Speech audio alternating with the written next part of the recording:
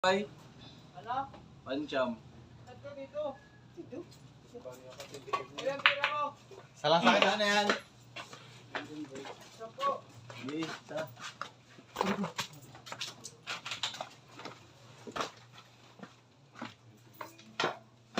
Noodles.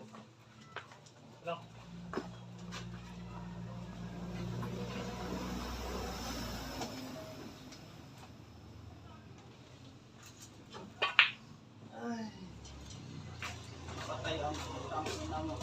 Kaya nga, kasi na. Kaya nga, tulong gusto intern kasi pre. Supply.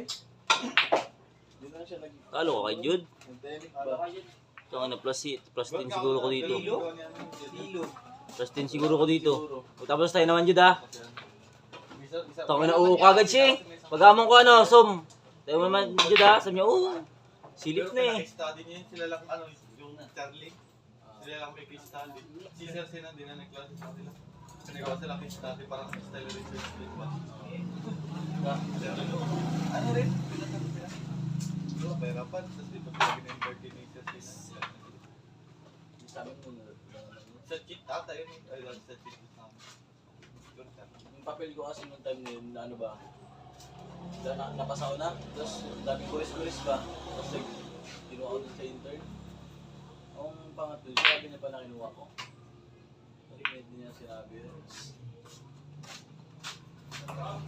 Pero yung pagkuha ko na yun, ano lang ba? Pinarepsentate ko lang. Ilan kayo? Ilan siya? Tatlo yun, pero yung dalawa na yun, hindi pa rin kaso na.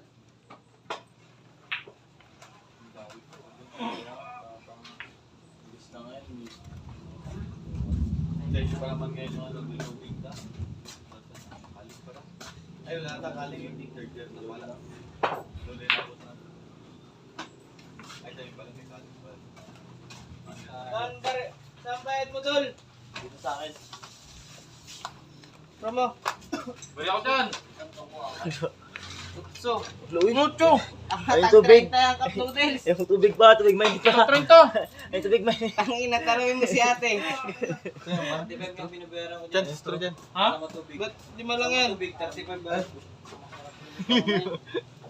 Lima na rin, 10 ata na bigay ko eh.